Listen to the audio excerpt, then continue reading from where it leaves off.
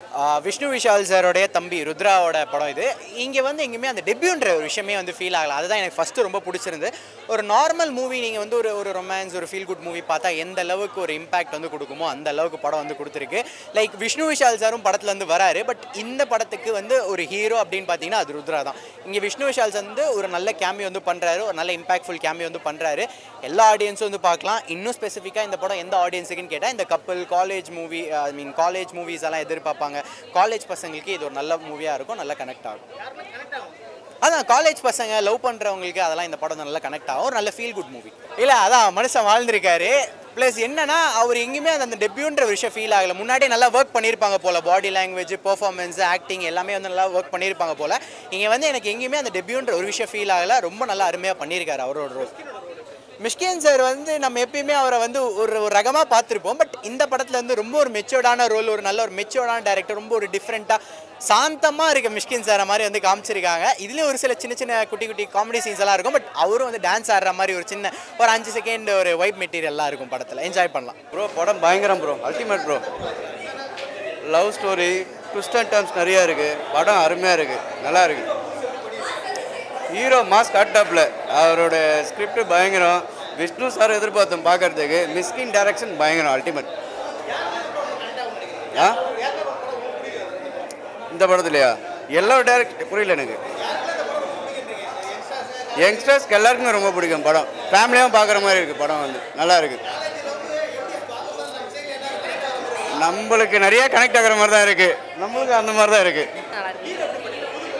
நல்லா பண்ணிருக்காரு. மேக்ஸிமம் லவர்ஸ்க்கு ரொம்ப பிடிக்கும். கண்டிப்பாக ப்ரெசன்ட் ஜென்ரேஷனுக்கு கனெக்ட் ஆகும். இது ப்ரெசன்ட் ஜென்ரேஷனுக்கு ரொம்ப ஈஸியாக கனெக்ட் ஆகும். ஆனால் இதில் எங்கேயோ ஒரு இடத்துல 80s 90s எல்லாருமே இருக்கும் இதில். ஸோ எல்லாருக்கும் கனெக்ட் ஆகக்கூடிய ஒரு படம் இது. எமோஷ்னலாக எனக்கு கிளைமேக்ஸ் கொஞ்சம் எமோஷ்னல் ஆனால் அந்த ஒரு பிரேக் வந்து செம்ம ட்விஸ்ட்டாக இருந்தது. எல்லோரும் பார்த்துட்டு சொல்லுங்கள் உங்களுக்கும் இருக்கும். நான் கரெக்டாக நீ கரெக்டாக அப்படிங்கிறது இருக்குது இல்லைங்களா. ஸோ அந்த இடத்துல 2 பேருமே கொஞ்சம் பொறுமையாக நிதானமாக போனோன்னா இந்த பிரேக்கப்ஸ்க்கு இடம் இல்லை. மிஷ்கின் சார் சொல்லவே வேண்டாம். எப்படி இல்லைங்க, அது நான் சொல்லவே முடியாது. அவர் வந்து ஹீஸ் அ லெஜெண்ட். ரொம்ப க்யூட்டாக இருந்தது அவரை டைரக்டராக ஸ்க்ரீனில் பார்க்க. So I really loved him a lot. 2K கிட்ஸ்க்கு பிடிக்கும், அவங்களுக்கு தான் பிடிக்கும். அதுதான் எனக்கு தெரியல, என்ன சொல்ல வராங்கன்னு தெரியல. பழைய கதை மாதிரி தான் இருக்குது, புதுசாலும் ஒன்றுமே இல்லை.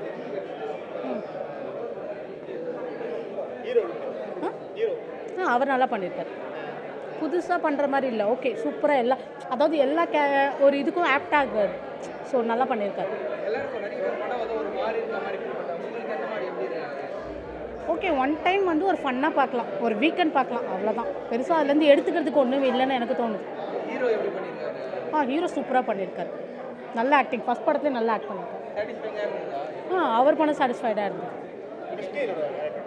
அவர் தானே கேமியோ வந்து அவர் எப்பயும் போல் சூப்பராக கலக்கிட்டார். அவர் நல்லா பண்ணியிருக்காரு.